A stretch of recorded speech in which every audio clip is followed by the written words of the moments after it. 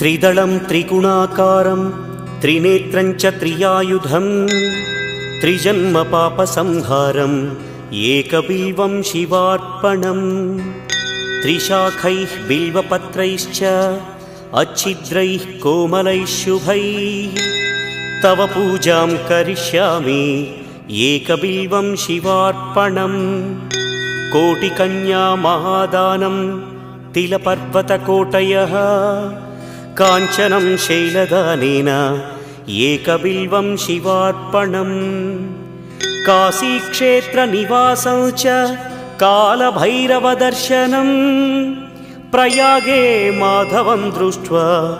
एकबिल्वं शिवार्पणम् इन्दुवारे व्रतं स्थित्वा निराहारो महेश्वर नक्तं हौष्यामि देवेश एकबिल्वम्